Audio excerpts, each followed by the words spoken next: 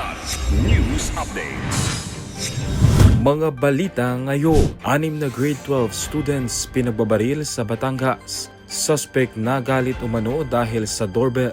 23 bomba na samsam sa Davao City. Banta sa seguridad na iwasan. 9 na estudyante at 3 crew nasagip mula sa nasiraang bangka sa Sarangani.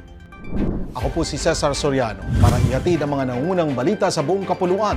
Ngayon, Arestado ang isang lalaki matapos masangkot sa pamamaril sa 6 na grade 12 students sa Barangay Marawoy, Lipas City, Batangas. Ang dahilan, napiko ng mano ang suspect dahil sa doorbell.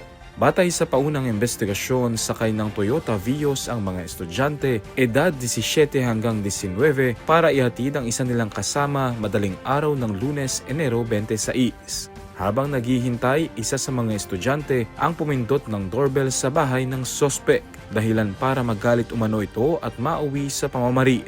Nasa ligtas na kalagayan ng 6 na estudyante habang agad ding naaresto ang suspect sa follow-up operation at nakumpiska ang isang caliber 45 na baril.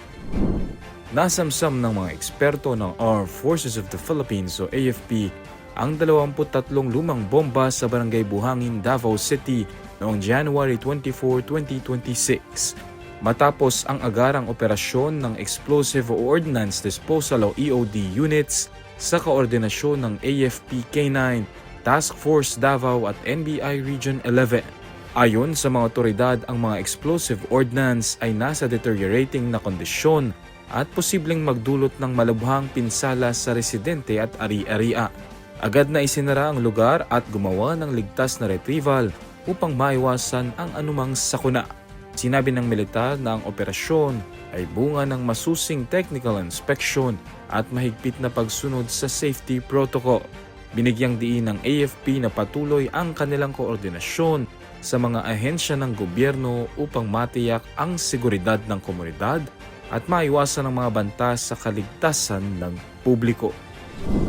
Nailigtas ng Philippine Coast Guard Eastern Sarangani ang 9 na marine biology students at 3 crew ng isang motorized bangka na nasiraan sa karagatan ng Barangay Gumasa, Glan, Sarangani.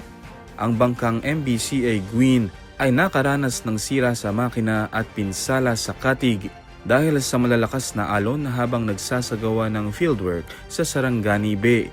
Natagpuan ng bangka 8 nautical miles mula sa baybayin at agad na nailikas ang lahat ng sakay. Lahat ng nailigtas ay nasa mabuting kalagayan at ligtas na naibalik sa General Santos City. Para sa Kidlat News Channel, ako si Renzo Linon, nag-uula. ako po si Cesar Soriano kasama nyo sa bawat pagbuto ng balita.